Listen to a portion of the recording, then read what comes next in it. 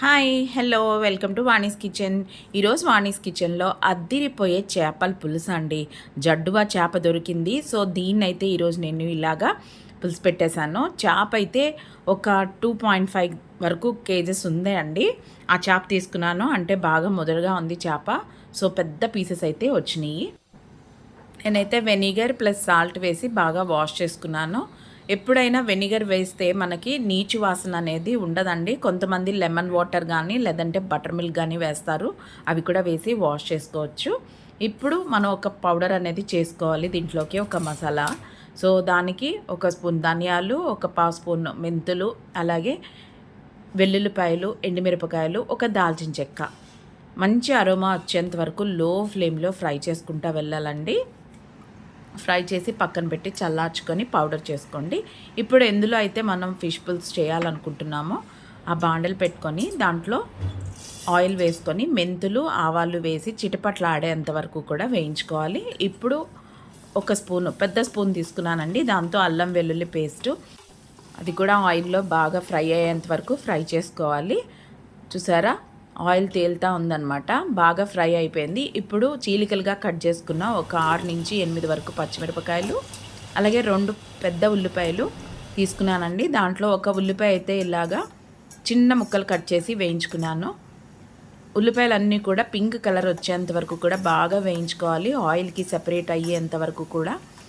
ఇప్పుడు దీంట్లో ఇంకో ఉల్లిపాయ గుజ్జుగా తీసుకున్నాను. ఆ ఉల్లిపాయనైతే ఇలా గుజ్జుగా చేసి వేసుకున్నాను. ఇలా వేయటం వల్ల మనకి గ్రేవీ అనేది చక్కగా వస్తుంది. సో ఇప్పుడు కరివేపాకు కూడా వేసుకొని బాగా వేయించుకోవాలి. ఆయిల్ సెపరేట్ అయ్యేంత వరకు కూడా ఆనియన్ అంతా బాగా వేయించుకుంటే మనకి గుజ్జు అనేది బాగా ఫామ్ అవుతుందండి. నీరుగా కాకుండా చక్కగా వస్తుంది. గ్రేవీ అనేది చాలా ముద్దగా చక్కగా వస్తుందన్నమాట. సో ఇప్పుడు దీంట్లో ఒక 2 పెద్ద టమాటోలు తీసుకున్నాను. అది కూడా చిన్నగా ముక్కలు కట్ చేసి వేసుకోవాలి. ఈ ముక్కలన్నీ కూడా మగ్గేంత వరకు కూడా ఒక 5 నిమిషాలు మనం మూత పెట్టుకొని ఉంచాలి. 5 నిమిషాల తర్వాత మనం చెక్ చేసుకోవాలి ఒక్కసారి. ఎందుకంటే మనం ఆల్రెడీ ఆనియన్ టమాటో అన్నీ వేసాం కనుక అడుగు పట్టే అవకాశం ఉంది. అట్లా అడుగు పట్టకుండా ఒక్కసారి మనం మెదిపేసుకోవాలి.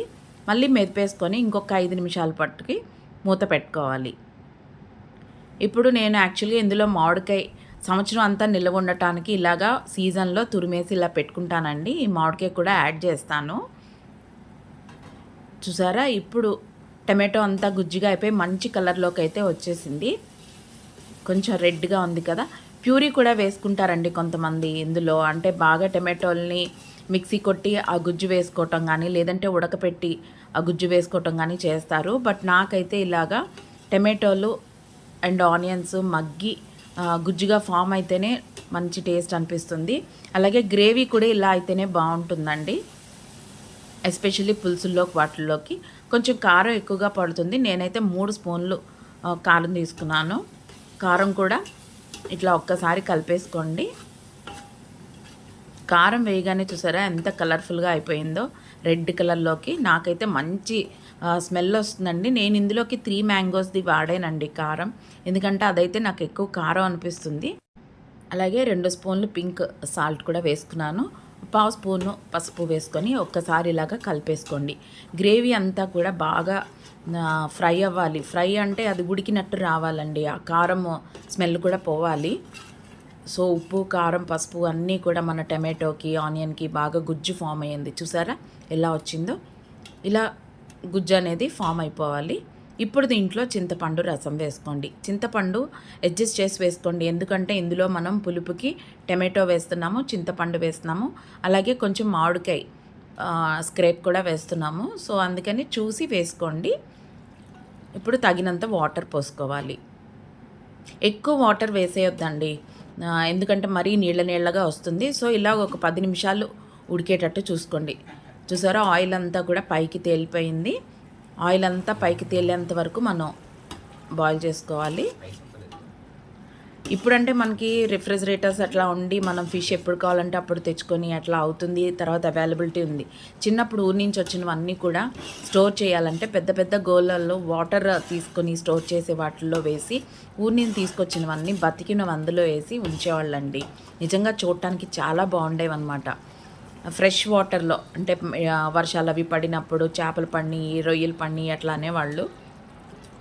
సో అప్పుడు ఎప్పుడు అవైలబుల్ ఉంటే అప్పుడే ఇట్లా పులుసులు చేసుకునేవాళ్ళు. మనకైతే ఇప్పుడు బాగా అవైలబిలిటీ ఉంది కదా. సో ఇప్పుడు చేపలన్నీ ఒకదానికి ఒకటి అంటుకోకుండా ఇట్లా పక్కన మనం పేర్చుకోవాలి. నేను తీసుకున్న బౌల్కి ఇంకా సరిపోయేంతగా లేదు, బట్ స్టిల్ ఏంటి అంటే అడ్జస్ట్ చేసుకుందాము. ఎక్కడ ఖాళీ ఉంటే అక్కడ ఫిష్ పీసెస్ అనేది పెట్టేసేయండి. కొంచెం గరిటెతో లైట్గా ఆ గ్రేవీలోకి వెళ్ళేంత వరకు కూడా ఇట్లా జస్ట్ అడ్జస్ట్ చేసుకోండి అంతే. ఎక్కడన్నా పైకి ఫిష్ పీస్ ఉంది అంటే ఆ గ్రేవీ తీసి అందు మీద వేసుకునేటట్టు పెట్టుకొని ఇప్పుడు దీన్ని ఒక 10 నిమిషాల పాటు మళ్ళీ మనం బాయిల్ చేసుకోవాలి. 10 నిమిషాల తర్వాత చూస్తే ఇట్లా అయిపోయింది కదా. సో ఒక్కసారి ఇట్లా మెదిపేసేయండి, గరిటెతో ఇంకా పెట్టొద్దు, ఎందుకంటే ఫిష్లో ఉన్న వాటర్ కూడా గ్రేవీలోకి వచ్చేసింది.